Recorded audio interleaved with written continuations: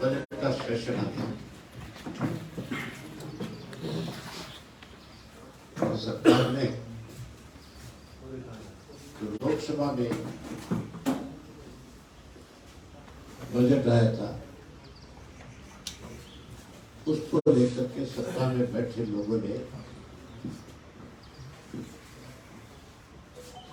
केंद्र की सरकार की पीठ बहुत थपथपाई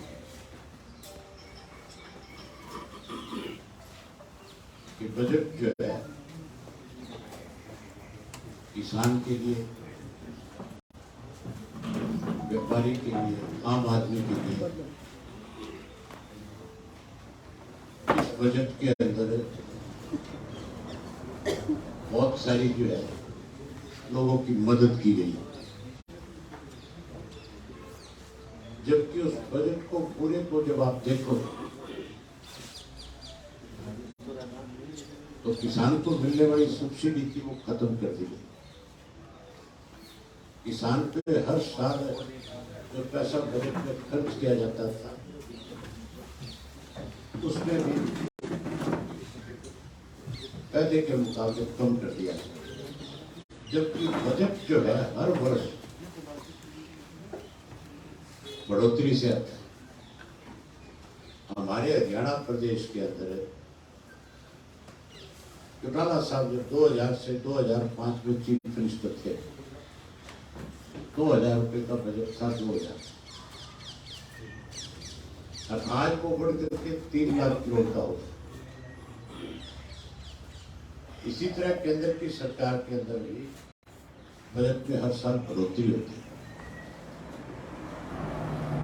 हर मद के अंदर पैसा बढ़ा करके खर्च करना चाहिए ताकि लोगों को ज्यादा सुविधाएं मिल सके,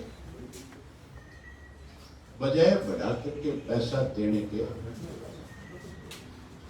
जो पैसा बजट में रखा जाता है उसको खर्च करने की बजाय केवल कार्यों में दर्शाया जाता है और उस पैसे को जो है ठेकेदार और अधिकारियों के साथ मिल करके सत्ता में बैठे लोग खाने का काम करें। हमारे हरियाणा प्रदेश में तो विशेष रूप से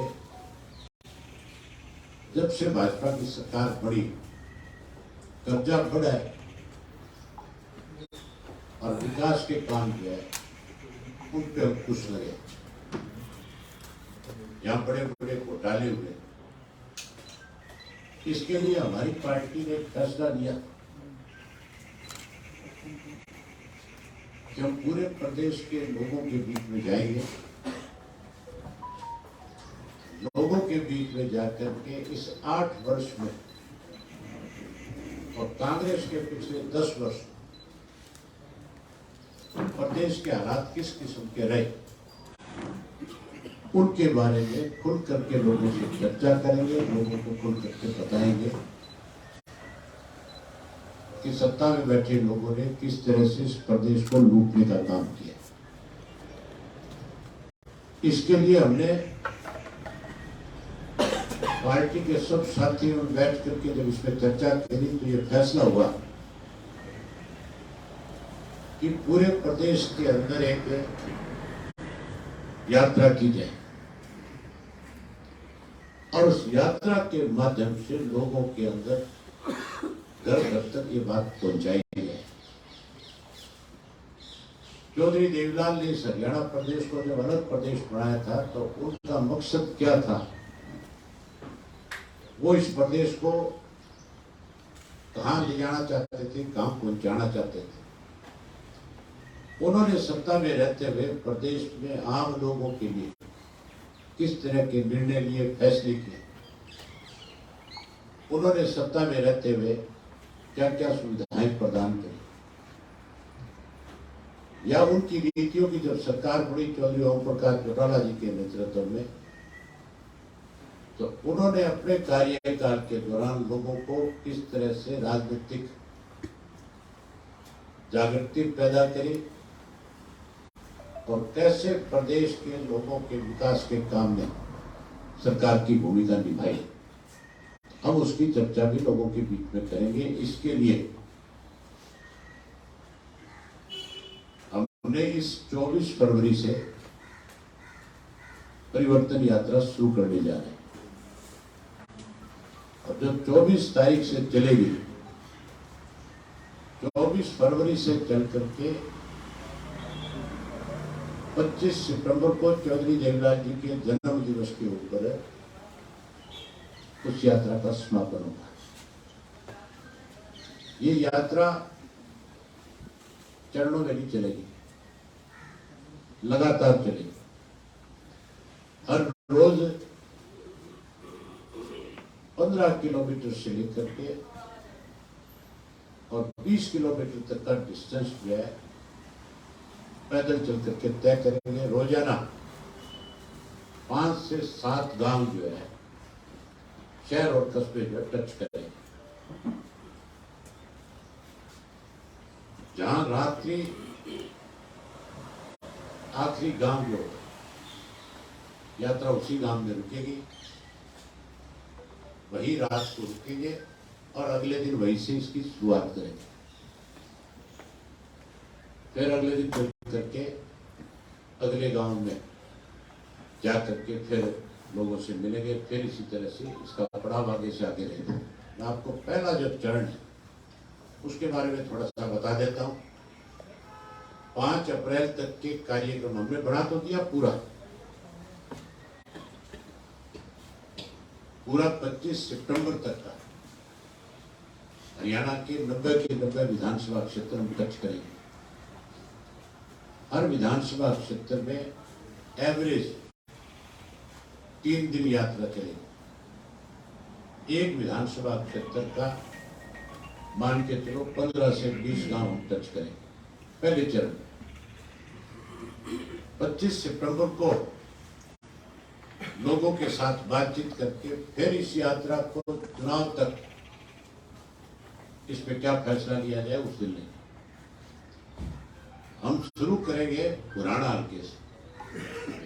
पुराना हल्के का एक गांव है जहां हरियाणा प्रदेश के अंदर सबसे ज्यादा स्वतंत्रता सेनानी हुए। गांव का नाम है सिंगार और उस गांव की एक अलग पहचान और है। जब भगवान श्री कृष्ण जो है कुरुक्षेत्र का युद्ध जीत करके गए तो उस गांव का नाम श्रृंगार इसलिए पड़ा था कि उन्होंने वहां जाकर के मंदिर में जाकर के स्नान किया और वही अपना श्रृंगार किया और वहां से फिर वो 84 की जो परिक्रमा थी उसके लिए निकला, मथुरा गए। इसलिए उस गांव का नाम श्रृंगार है। हम वहां से इसकी शुरुआत करेंगे और कुरुक्षेत्र में इसका समापन करेंगे।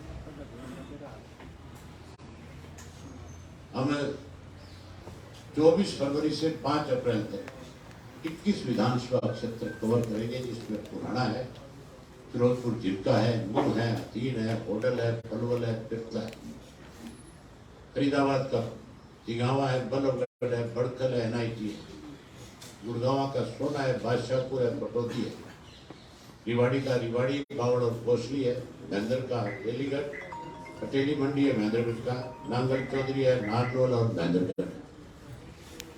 इसके बाद दादरी में जाएंगे, दादरी से फिर झज्जर में जाएंगे, झज्जर से सोनीपत में जाएंगे, सोनीपत से फिर रोहतक में आएंगे, रोहतक से भिवाड़ी में आएंगे, भिवाड़ी से फिर आपका हिसार में इंटर करेंगे, हिसार से फतेहाबाद में, फतेहाबाद से सरसा, सरसा से फिर जींद इंटर करेंगे और जींद से फिर सोनीपत में आएंगे, सोनीपत से फिर पानीपत जाएंगे, पानीपत से फिर करनाल जाएगी यात्रा और करनाल से फिर यमुनानगर, यमुनानगर से अम्बाड़ा होती हुई पंचकुला में और पंचकुला करके उसके बाद फिर अम्बाड़ा, अम्बाड़ा से कैथल जाएंगे और आखिर में कैथल के बाद कुरुक्षेत्र जाएंगे।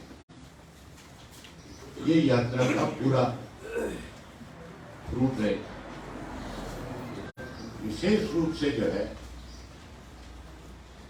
हमारा जो लोगों के बीच में हमने कुछ पॉइंट्स बनाए हैं, इनकी बहुत खुल करके चर्चा करेंगे। आज उनकी बहुत जरूरत है। सरकार में, सत्ता में बैठे लोग हर रोज झूठ बोलकर लोगों को गुमराह करने की कोशिश करते हैं। हम विशेष रूप से लोगों को ये बताएंगे कि पिछले 8 वर्ष में हमारे प्रदेश के मुख्यमंत्री ने कितनी घोषणाएं करी, मुख्यमंत्री ने कितनी अपनी एड दी अखबारों के माध्यम से, कितना पैसा उस पर खर्च किया और कितना पैसा खर्च करने के बाद लोगों को उससे क्या बेनिफिट हुआ। केवल अपनी और प्रधानमंत्री की फोटो अखबार में छाप करके मुझे लगता है कि अखबार के साथ ही इन्होंने कोई कमीशन तय कर रखा होगा, पैसे खाने के लिए अपनी फोटो छपाती। आज इस प्रदेश को ये लोग रोज कहते हैं कि हम इतनी नौकरियां निकाल रहे, हम इतने पढ़े लिखे नौजवानों को रोजगार देने जा रहे हैं। आज हालत ऐसी है कि हमारे प्रदेश के अंदर बेरोजगारी जो है 21.7% है, जो सबसे ज्यादा है।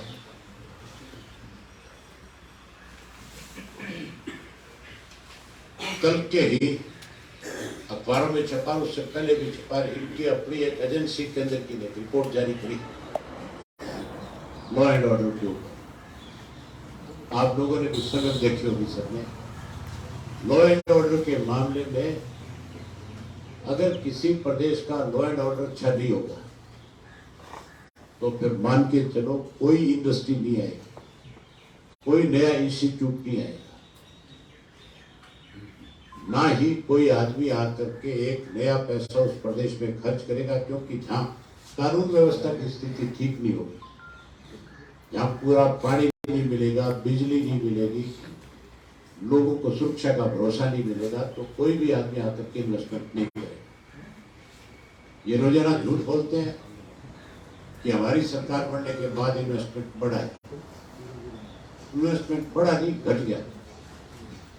आज हालत ऐसी है कि 33 या 37% केंद्र की सरकार ने मार्क्स दे करके कानून व्यवस्था में हरियाणा को सबसे ऊपर सत्र पे बताया कि सबसे बुरी हालत अगर किसी प्रदेश की कानून व्यवस्था की है तो उसका नाम हरियाणा है।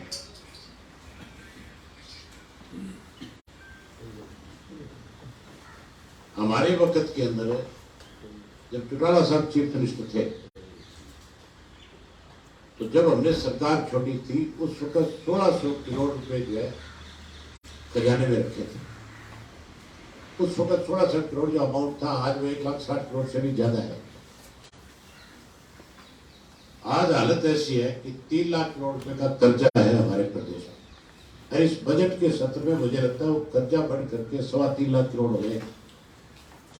ये तो 25,000 करोड़ रुपया और कर्जा ले ले, फिर उसको कैसे खाना है, इसके लिए तो ई टेंडरिंग और करेंगे कहीं ना कहीं से। हमारा जो इस सरकार ने किसानों की अनदेखी करने में कोई कसर नहीं छोड़ी है। आज बिजली महंगी है, पानी की किल्लत है, बीज और खाद नकली मिलते हैं। हमने एक फैसला किया कि हम लोगों में जाएंगे और अपनी पार्टी की तरफ से उनको भरोसा दिलाएंगे कि अगर आप लोगों ने हमारा साथ दिया और परिवर्तन किया, क्योंकि हमने यात्रा का नाम परिवर्तन इसलिए रखा है कि प्रदेश के लोग परिवर्तन चाहते हैं। आप किसी भी व्यक्ति के पास जाकर के बैठ करके बात करें हरियाणा प्रदेश की सरकार के बारे में, चाहे आप रेलवे स्टेशन पे जाएं, हॉस्पिटल में जाएं, कचहरी में जाएं, बाजार में जाएं, किसी की बारात में जाएं, किसी के दुख में शामिल होने जाएं, अगर वहां सरकार की चर्चा होती है तो हर हालत में वहां पे बैठा हर व्यक्ति एक बात जरूर कहता है, इनसे पता नहीं कब पीछा छूटेगा। ये जाने चाहिए, इन्होंने लूट के खा लिया हमारा प्रदेश, इसलिए हमने इस यात्रा का नाम परिवर्तन रखा है। लोगों ने अगर परिवर्तन किया और हमें इस प्रदेश की सेवा करने का समय दिया तो फिर हम सस्ती बिजली देंगे, पानी उपलब्ध कराएंगे, बीज वो अच्छे उपलब्ध कराएंगे, एमएसपी का 100% कानून बनवाएंगे। अगर केंद्र की सरकार कोई कानून नहीं बनाएगी तो प्रदेश की सरकार अपना एमएसपी का कानून बना करके किसान को उसकी फसल के उचित भाव देगी। रिटायर्ड कर्मचारियों की जो पेंशन है उसके लिए हर आदमी कहता है कि ये बहाल होनी चाहिए, केवल अखबारों में स्टेटमेंट देते हैं, उनकी लड़ाई आज तक किसी ने नहीं लड़ी। कर्मचारियों को सबसे ज्यादा बेनिफिट अगर किसी सरकार में मिला था तो 2000 से 2005 में जब चौटाला साहब की सरकार थी तो उस वक्त हरियाणा प्रदेश के अंदर कर्मचारियों की तरफ से सबसे कम स्ट्राइक हुई थी और सबसे ज्यादा बेनिफिट्स उस वक्त दिए गए थे। हमारी सरकार बनने के बाद हम नए सिरे से हर हालत में कर्मचारियों की पुरानी पेंशन की बहाली करने का काम करेंगे। आज मजदूरी जो है 200 दिन की है नरेगा की, और वो भी पिछले 2 वर्ष में चुनाव ना करा के इस सरकार में बैठे लोग जो आज मुख्यमंत्री कहता है कि मैं पंचायती राज संस्थाओं को ज्यादा सुदृढ़ बनाना चाहता हूँ, ज्यादा से ज्यादा पंचायतों को जो है अधिकार देना चाहता हूँ। अधिकार देने की बजाय उन पर अंकुश लगा दिया। आज सरपंचों को मजबूर कर दिया कि वो अपने गांव में काम काज कराने की बजाय सरकार के खिलाफ सड़कों पर बैठ जाए। कोई दिन, कोई जिला, कोई ब्लॉक ऐसा नहीं है जिस दिन सरपंच जो है सारा दिन सरकार के खिलाफ आकर के तालाबंदी करते हैं, ई टेंडरिंग को लेकर के, और जो कानून बना दिया राइट टू रिकॉल का। हैरानी की बात है, मंत्री जाकर के कहता है गांव में कि मेरी मीटिंग में सुना है, आज गांव में और सरपंच मेरा वेलकम करने लिया है, मैं उस सरपंच को जो है सस्पेंड कर दूंगा, मैं उस सरपंच के खिलाफ राइट टू रिकॉल के तहत उसको हटाने का काम करूंगा। मंत्री को बेचारे को पता ही नहीं है कि सरपंच जो है तेरे वोट से थोड़ा ही गुणे, गांव के लोगों ने अपना नुमाइंदा चुना है, वो किसी लुटेरे के फंक्शन में क्यों जाएगा? वो कोई ऐसे फैसले करने वाले व्यक्ति का वेलकम क्यों करेगा जिसकी वजह से इन चुने हुए प्रतिनिधियों को नुकसान होना है? आज उन पर कुछ लगाया जा रहा है। हमारी सरकार बनने के बाद ये जो 200 दिन का मजदूरों का जो इन्होंने कर रखा है, जो ये खा जाते हैं पैसा सारा, हम उसको 200 दिन की बजाय 365 दिन करेंगे। ये सारी बातें जो है मैं आपसे जो शेयर कर रहा हूँ, ये एक एक बात मैं इन 90 के 90 विधानसभा क्षेत्र में 4200 किलोमीटर की इस यात्रा के दौरान 2000 से ज्यादा गांव, शहर और कस्बों में जाकर के आम आदमी के साथ बैठ करके उन लोगों में इस बात का विश्वास पैदा करूंगा कि जैसे चौधरी ओम प्रकाश चौटाला और चौधरी देवलाल के वक्त में आप लोगों को हर तरह की सुविधा मिलती थी, हम नए सिरे से उन्हीं की नीतियों को आगे बढ़ाएंगे और पहले से ज्यादा सुविधाएं आपको प्रदान करके इस हरियाणा को अग्रणीय प्रदेश बनाने का काम करें। खास करके युवा पीढ़ी और महिलाएं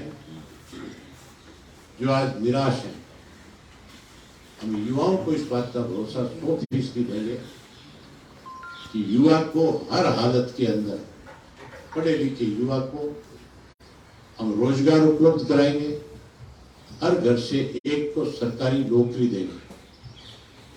जो कोई नौकरी से वंचित रह जाएगा या जो कोई रोजगार नहीं ले पाएगा, हम उसको 21,000 रुपये बेरोजगारी भत्ता दे करके उसका मान सम्मान बढ़ाएंगे ताकि वो आगे अपना कारोबार कर सके। सस्ते ब्याज पे उन युवाओं को सरकार की तरफ से लोन उपलब्ध करवाएं। जिन लोगों को सरकार ने बड़े इंडस्ट्रीज को सब्सिडी देकर कहीं उनकी हेल्प करी है, जो 6 यूनिट हो जाते हैं, ऐसे लोगों से पैसा वसूल करेंगे और उन युवाओं को जो बेरोजगार है वो पैसा उनको देंगे कम ऋण पे देंगे ताकि वो अपना अच्छा कारोबार खड़ा कर सके और अपने पैरों पे खड़े होकर के अपने परिवार को आगे बढ़ा सके। इसी तरीके से जो घोटाले हुए आज तक प्रदेश के, हम उन सारे घोटालों को उजागर करें। सरकार ने, आपने अनेक दफा देखा है विधानसभा के अंदर, हम हर बार इस बात का जिक्र करते हैं और हर बार सरकार में बैठे लोग झूठ बोलते हैं। मुख्यमंत्री ने अनेक बार विधानसभा में झूठ बोला है।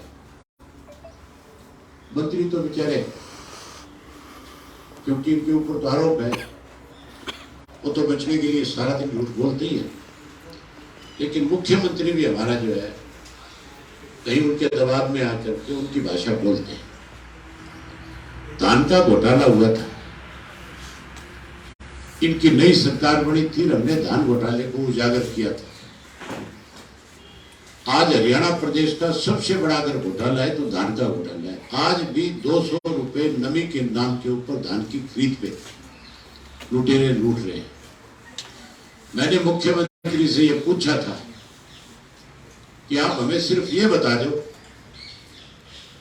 कि जो 200 रुपए से 250 रुपए आप नमी के नाम का लेते हो, वो किसके खाते में जा रहा है?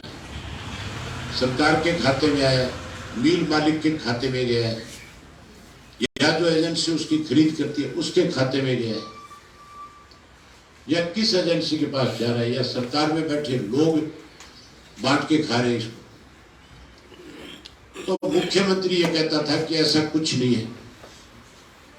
और मुख्यमंत्री ने मेरे से कहा, भूपेंद्र हुड्डा जी से कहा था कि आप दोनों जाकर के पता कर लो, अगर कहीं ऐसा है तो उसकी इंक्वायरी करा दूंगा।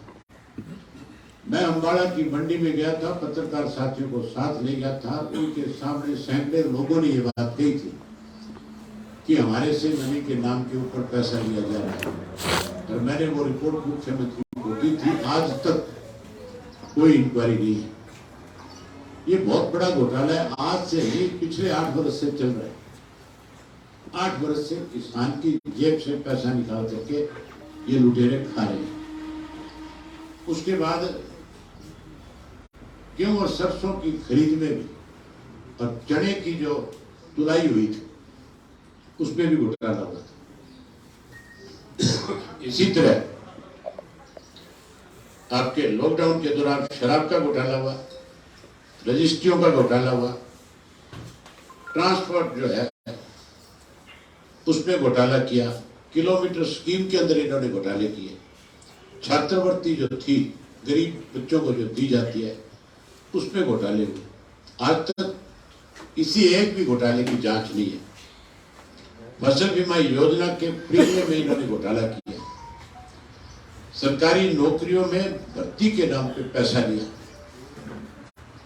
आयुष्मान भारत योजना में घोटाला किया, प्रधानमंत्री आवास योजना में इन्होंने घोटाला किया, अम्बाड़ा में अंतर्राष्ट्रीय फुटबॉल स्टेडियम में 40 करोड़ रुपए का घोटाला हुआ, जिसके ऊपर अनिल विज से भी हमने पूछा था, लेकिन मैदान छोड़ के भाग गया विधानसभा में कि तेरे को इस बात की जवाबदेही ना हो। अनिल विज ने खुद ने ये बात मानी, उसकी खुद की स्टेटमेंट थी कि इसमें घोटाला हुआ है, लेकिन आज तक उसके ऊपर कोई कार्रवाई नहीं। इसी तरह अम्बाड़ा में होम्योपैथिक मेडिकल कॉलेज की नींव प्रति करोड़ों रुपए का घोटाला हो गया। हरियाणा राज्य फार्मेसी ये काउंसिल है, इसमें भी घोटाला किया। हरियाणा बिजली वितरण निगम में 50 करोड़ रुपए का घोटाला हुआ, उसकी जांच हुई, आज तक रिपोर्ट सार्वजनिक नहीं हुई। दक्षिण हरियाणा बिजली वितरण निगम है, इसमें रिटायर्ड फौजी अन्य कर्मचारियों के पीएफ जो था उसमें 6 करोड़ 31 लाख रुपए का घोटाला किया। घोटाला उजागर हो गया, लेकिन किसने किया उनके खिलाफ आज तक कोई कार्रवाई नहीं। पंचायत के चुनाव में 2 वर्ष तक देरी करी, और इस 2 वर्ष के दौरान जो पैसा पंचायती डिपार्टमेंट से पंचायतों के लिए खर्च होने के लिए गया, एक भी किसी गांव के अंदर एक नया पैसा इन्होंने खर्च नहीं किया। वीडियो के साथ मिलकर के सत्ता में बैठे लोगों ने फर्जी बिल बनाए और फर्जी बिल बना करके उस पंचायत के पैसे को भी इन्होंने खाया। इसीलिए आज इन्होंने ई टेंडरिंग शुरू करी है, ताकि उन्हीं लोगों के साथ मिलकर के फिर फर्जी बिल बना करके और फिर उस पैसे को खाया जाए। नगर निगम और नगर परिषदों ने तो सारी सीमाएं लाद दी। आपने सब ने देखा, फरीदाबाद में, गुड़गांव में, भिवाड़ी में हजारों हजारों करोड़ रुपए के घोटाले में, करनाल में हुआ, अम्बाड़ा में हुआ। कोई शहर ऐसा नहीं है जिसके अंदर नगर पालिकाओं में, नगर परिषद में घोटाले ना हो। सरसा में तो रिश्वत देते हुए पकड़ लिया। जिसको पकड़ा उसके खिलाफ सरकार ने कार्रवाई करने के बजाय जिसने पकड़वाया उसके खिलाफ पर्चा दर्ज कर दिया। ये राज बेईमानों का है नहीं है। रोहतक में हुआ, कोई शहर नहीं बचा हुआ, एक भी शहर नहीं बचा। पंचकुला तो मेरी ख्याल चौक बनाने में खा गए होंगे इसका पंचकुला का तो मुझे लगता है मुझे किसी ना किसी दिन बैठ करके सारी बात पंचकुला में पता करके आगे बतानी पड़ेगी। यहाँ तो बहुत बड़े बड़े चोर बैठे जिन्होंने बहुत कुछ खाया, बहुत कुछ पहले खा लिया। ये सारी बात बतानी पड़ेगी। तो इस तरह जो घोटाले हुए हैं, इन सब की पोल भी हम लोगों के बीच में इस परिवर्तन यात्रा के दौरान बताएंगे। ये सारी चीज एक एक चीज इनके सामने रखेंगे। सरकार बनने के बाद आप ये देखो, बीपीएल कार्ड काट दी, पेंशन काट दी बुजुर्गों की, उसके अलावा आशा वर्कर और मिड डे मील की जो वर्कर्स हैं उनको अनेक बार सरकार की तरफ से आश्वासन मिले कि हम आपकी तनख्वाहें बढ़ाएंगे, पक्का करेंगे। इन्होंने तो अब तक इनके लिए कोई फैसला नहीं लिया, लेकिन अब हम जाएंगे लोगों के बीच में, इनसे भी हम मिलेंगे और इनको बाकायदा तौर पे आश्वस्त करके आएंगे कि आप हमारी सरकार बनाओ, परिवर्तन लाओ, हम आपको परमानेंट नौकरी देंगे, पक्की नौकरी दे करके उनको भी ये जो कौशल रोजगार निगम है इसको खत्म करेंगे और इनको खत्म करके युवाओं को परमानेंट जॉब का प्रबंध करेंगे।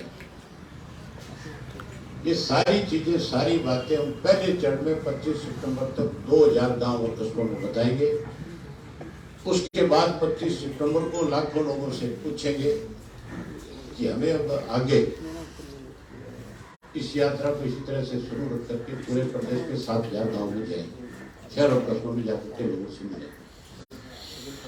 कुछ साथियों को हमारी यात्रा को लेकर के बड़ी तकलीफ थी।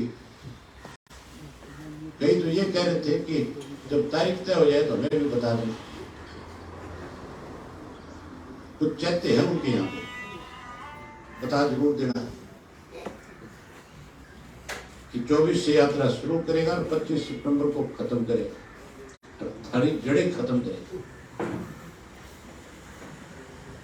जो आज ये प्रचार कर रहे हैं ना कांग्रेस और जेजेपी के लोग कि यात्रा पूरी कैसे होगी, मेरी लोगों में चौधरी देवीलाल का खून है। चौधरी देवीलाल ने 70 साल की उम्र में हिसार से यात्रा शुरू करी थी, दिल्ली तक गए थे, पैरों में छाले पड़ गए थे, खून टपकने पड़ गया था। उस वक्त भी कांग्रेस ये कहते थे चौधरी देवीलाल तो रास्ते में छोड़ के भागेगा। चौधरी देवीलाल ने यात्रा भी पूरी करी और जिस कांग्रेस के पास आज जैसे बीजेपी के पास अथाह बहुमत है, ऐसा बहुमत था, उसको केंद्र से भी सत्ता से बाहर किया, प्रदेश से भी साफ कर दिया था। हम इस भाजपा को सत्ता से बाहर करने के लिए एक एक आदमी से जाकर के संपर्क करेंगे और यात्रा पूरी भी करेंगे और इनको सत्ता से बाहर भी करेंगे।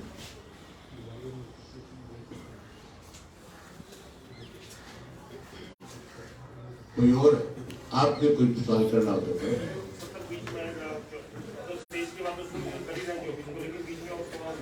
बीच में थोड़ा 17-18 3 दिन जो है बजट सत्र है,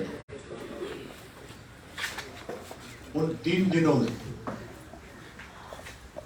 यात्रा यूं की जो है, मेरी बजाय उस यात्रा में 3 दिन चौटाला साहब जाएंगे। चौटाला साहब तो आज भी 88 वर्ष की उम्र में, जब हम उनके साथ बैठक कर रहे थे, इस पर चर्चा कर रहे थे, तो उन्होंने ये कहा कि उनमें हौसला देखो कितना है। उन्होंने कहा कि यात्रा मुझे करनी है। हमने कहा कि आपको चलने में तकलीफ हो जाएगी, हम इसको पैदल करना चाहते हैं। तो कहने लगे कि मैं पैदल तो नहीं चल सकता, लेकिन मैं व्हील चेयर पे बैठ कर इस यात्रा को पूरा कर लूंगा। हमने कहा कि नहीं,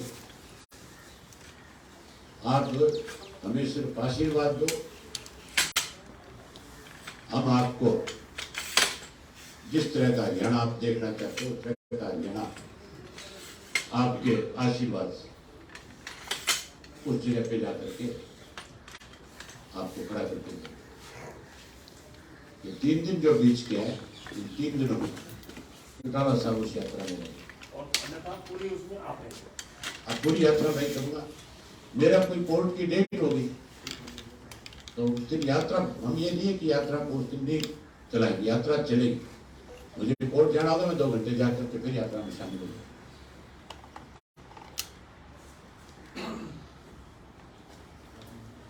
जिन लोगों को ये गलतफहमी है कि मुझे चलने में दिक्कत आएगी, उनको बता दियो 20 किलोमीटर चलता हूँ रोज। अगर कोई गलतफहमी हो तो सुबह 6 बजे लेक पे आ जाए मेरे साथ, पता लग जाए।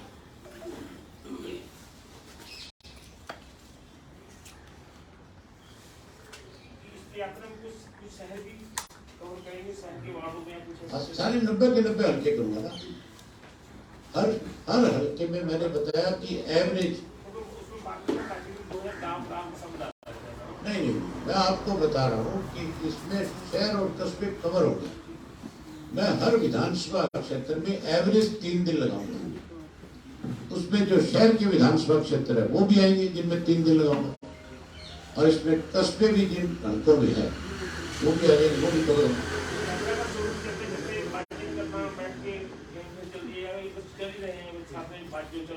हर जगह, हर गांव में, कस्बे में, शहर में, जहां कहीं 20, 30, 50, 100, 200 जितने लोग मुझे मिलेंगे, मैं उन लोगों के साथ बाकायदा तौर पे चर्चा करूंगा, उनके साथ बातचीत करूंगा, बातचीत करके फिर अगले पड़ाव पे।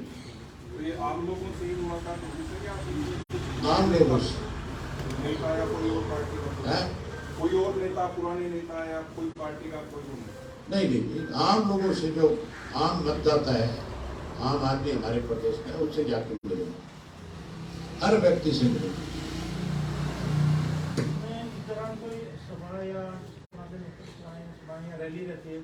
जिस गांव में रात्रि पड़ाव करूंगा उस गांव के लोगों के साथ संवाद करूंगा। जैसे बाकी रास्ते में तो थोड़ा टाइम लगेगा, लेकिन उस गांव के लोगों के साथ ज्यादा समय लगाऊंगा जहाँ रात्रि पड़ाव होगा। रात्रि पड़ाव मेरा जो होगा, मैं पार्टी के जिस घर में चौधरी देवीलाल, कोई हरियाणा में मेरे ख्याल कोई ऐसा गांव नहीं है जिस गांव में उनका कोई रात्रि ठहराव अपने राजनीतिक जीवन में ना रहा। वो तकरीबन हर गांव में गए, हर कस्बे में गए, शहर में गए, और उन्होंने जिस घर के अंदर रात्रि ठहराव किया, मैं भी उसी घर में रात को जाकर के रुकूंगा, वही रात को उनके साथ खाना खाऊंगा, वही रात को रुकूंगा। अगले दिन उसी गांव में किसी भी पार्टी के साथी के घर चाय पीऊंगा, फिर अगले पड़ाव के लिए शुरू करूंगा। जिस जगह से आप जा रहे हैं उनका ही निमंत्रण होगा या प्रदेश के अन्य एरिया से भी आपकी पार्टी के लोग ऊपर निमंत्रण होगा कि वहाँ पहुंचे? जहाँ मैं जाऊंगा, पार्टी का कोई कार्यकर्ता अगर उस यात्रा में शामिल होना चाहिए तो अच्छी बात है। वो भी वहां जाकर के कोई नई चीज सीखेगा, वो जाकर के उसका प्रचार करेगा, जाकर के बताएगा। आप सबको निमंत्रण है, 24 तारीख को जब मैं यात्रा शुरू करूंगा, आप आओ सिंगार गांव में सुबह 10 बजे, और आप अपनी आंख से देखना कि कितने लोग उस यात्रा को हरी झंडी दिखाने के लिए, रवाना करने के लिए। अकेले मेवात से मेरा अंदाजा है कि 20-30 हजार लोग वहां पे मौजूद होंगे। यात्रा जो 42 किलोमीटर सीरीज की आपने यात्रा 25 सितंबर तक करने का फैसला किया है सर, तो ये खत्म होगी, यानी पहला चरण कह लीजिए उसको 25 सितंबर को कुरुक्षेत्र में होगा ये कार्यक्रम। कुरुक्षेत्र में चौधरी देवराज जी की जयंती होगी। कार्यकर्ताओं को भी जोड़ेंगे सर इस बार, कोई इस तरीके का भी अभियान? यात्रा तो कार्यकर्ताओं से होती है, नहीं अलग से जो बाहर से कोई आना चाहे वही आए, सबका स्वागत। आप भी आओ, आपका भी स्वागत।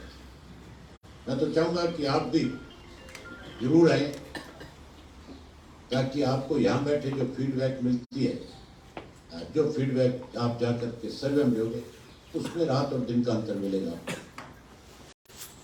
अभय जी, ये यात्रा कर रहे हैं आप, तो जैसे जो चलेंगे कार्यकर्ता या यात्री उसमें बन के, तो उनके लिए कोई अलग से पड़ाव वगैरह से भारत जोड़ो यात्रा के दौरान रही थी, उस तरह का कुछ इंतजाम रहेगा या वैसे ही लोग चले? अब तक जिन लोगों ने भी यात्राएं करी, मैं आपको एक छोटा सा उदाहरण बता देता हूँ। चौधरी देवीलाल जी ने जब यात्रा करी थी, उनके साथ शुरुआत में सैकड़ों लोग थे, और समापन के नजदीक पहुंचे तो हजारों लोगों की संख्या थी।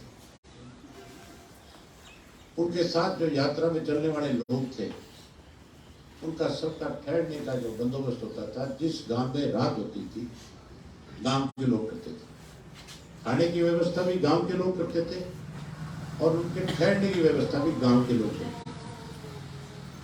यात्रा इस प्रदेश में, देश में बहुत लोग निकाली है, लेकिन वो अपना खाने बनाने का भी सारा सामान साथ लेकर के चलते हैं, सोने की व्यवस्था भी अपने साथ लेकर के चलते हैं। भारत जोड़ो यात्रा में तो विशेष रूप से ये बात सामने आई कि उनका सब कुछ जो है उस यात्रा के दौरान अपना था। मेरा अपना तो पार्टी का कार्यकर्ता होगा, बाकी सारे बंदोबस्त जो है जिन गांव में जाकर के रुकूंगा, गांव के लोग करें। आप भी आओ, तभी तो मैं कहता हूँ कि आपको नई चीज देखने को मिलेगी।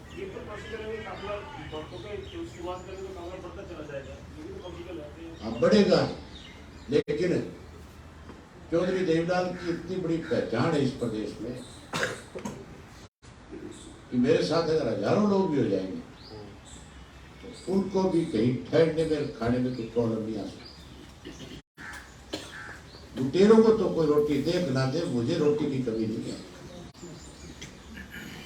आपकी इस यात्रा शुरू करने से पहले सर सिरसा में जो आपका एक बयान है उसको लेकर बीजेपी नेता कह रहे हैं कि हमें लुटाना, आपने इसी तरह के शब्दों से इस स्थिति में क्या आलू की पार्टी का एक दिखाया? इनका बैम काट दूंगा और कोई धक्का नहीं लगा। कांग्रेस बड़े तो मिले हुए इनके साथ। जो लोग बकवास करते हैं, झूठ बोलते हैं, उनको मेरे सामने बैठाओ ना। मेरी पीठ के पीछे वो तुम्हें बुला करके क्या कहते हैं, उसमें और आमने सामने खड़े होकर के बात करने में बहुत बड़ा अंतर होता है। मैं जो बात कहता हूँ उसके पीछे कोई ना कोई आधार होता है, तथ्य होता है। झूठे और लुटेरे अपनी बात चोर दरवाजे से कहते हैं। अगर उनमें हिम्मत है तो मेरी पीठ के पीछे मेरी बुराई करने की बजाय सामने आए। अब लोग इनको समझ चुके हैं, जान चुके हैं। इनको बहुत तकलीफ है दोनों को इस यात्रा से, इनको भी नहीं, कांग्रेस को भी, सबको दिक्कत है इस बात की। मुझे सिर्फ आपका सहयोग चाहिए, बाकी लोग अपने आप उनकी तसल्ली करा रहे हैं। आप सहयोग करना मुझसे, नगर निगम के जो और चुनाव आप भी सहयोग मेरा सिर्फ जो सही है वो करना है। इस सर नगर निगम के जो चुनाव की तैयारी आपकी पार्टी कर रही है, आपकी पार्टी की क्या रणनीति है? हम परिवर्तन करेंगे, हम नगर पालिका नगर परिषद का चुनाव नहीं करेंगे। नगर निगम का सर फरीदाबाद हमने बता दिया आपको कि हम अपने परिवर्तन यात्रा में किसी किस्म का कोई खलल ना पड़े, इसके लिए हमारा आपस में बैठ करके फैसला हुआ कि हम जिस मकसद से आगे बढ़ेंगे हम उसी को लेकर के लोगों के बीच में जाएंगे। आज सर जो पार्टी का जो ग्राफ है और जो ये यात्रा का जब समापन ये सिंबल पे लड़ेंगे, बीजेपी, जेजेपी, कांग्रेस, इनका दिवालिया पिट जाएगा। जो अच्छे इंडिपेंडेंट कैंडिडेट्स होंगे, जो कोई हमारे से समर्थन मांगने आएगा, हम उसका सहयोग देंगे। इनकी रांद काटने के लिए हम अच्छे लोगों को समर्थन देंगे। सर पार्टी के ग्राफ को कहाँ देखते हैं यात्रा के समापन में? आप एक लक्ष्य लेकर के चल रहे हैं, जब 25 सितंबर को पार्टी को किस तरीके से देखते जींद में रैली करी थी तब क्या था? आप जैसे साथियों को ये लुटेरे जो है रोज कहा करते थे कि इनका दिवालिया पिट जाएगा। उसकी आम आदमी की जुबान पे क्या चर्चा थी? फतेहाबाद के अंदर बारिश आ गई थी, 3 दिन मौसम खराब रहा था, हमारे खिलाफ प्रचार शुरू कर दिया गया था कि रैली होगी नहीं, स्थगित हो जाएगी। अनेक तरह के भ्रम पैदा किए गए थे, लाखों लोग आए नहीं आए।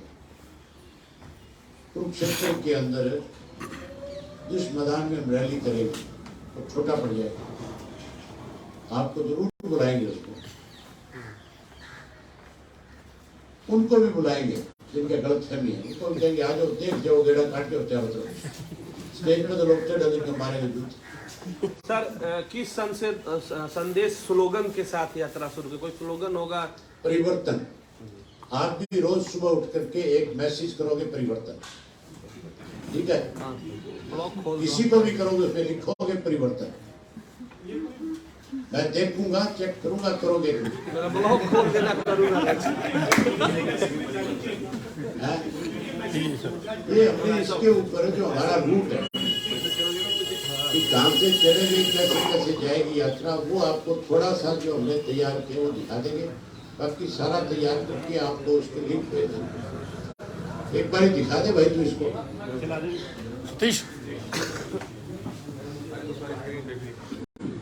24 से जहाँ से शुरुआत करेंगे 5 तारीख तक का पूरा इसमें दिया हुआ है। हमने किलोमीटर भी इसमें दे रखा है कि कितने कितने किलोमीटर रोजाना हम चलेंगे।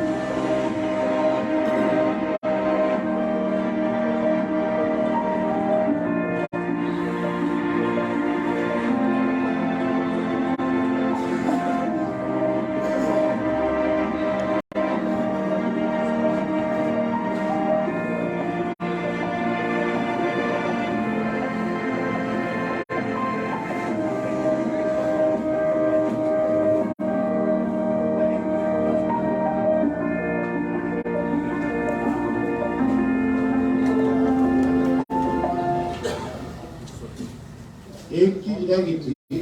आपने जिक्र किया था कि बीजेपी और जेजेपी वाले कह रहे थे कि अवैध सिंह अकेला है। उन बीजेपी वालों से पूछना कि तुम्हारे 2 मेंबर पार्लियामेंट होते थे हाउस में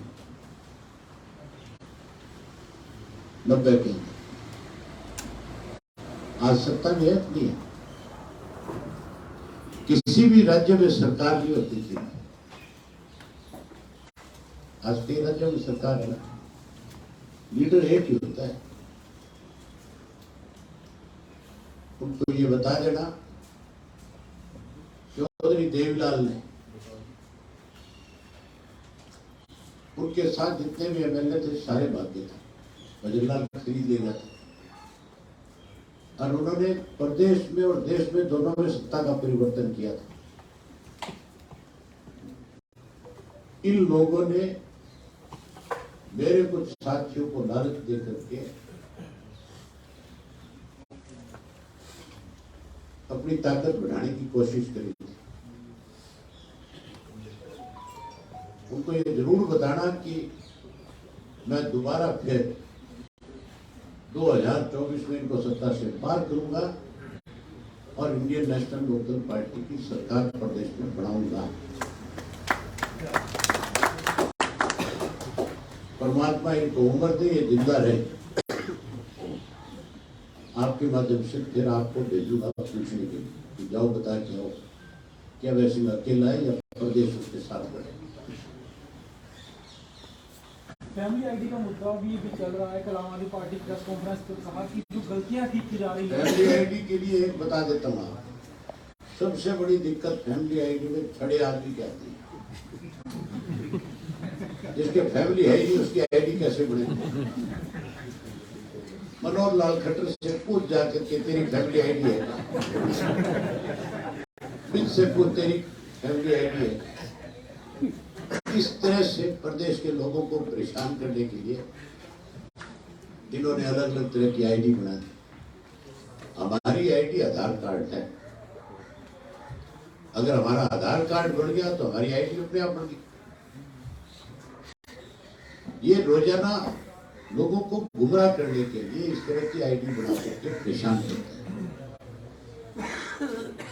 फैमिली आईडी के नाम पे बुढ़ापा पेंशन कार्ड, पीले कार्ड काट दिए। उनसे पूछो कि फैमिली आईडी तो जिनकी फैमिली उनकी बढ़ेगी, आपका क्या बढ़ेगा आप बता दो दोनों। मैं पूछूंगा विधानसभा में तो सारे में भी है तो है उसकी फैमिली आईडी बनेगी क्या?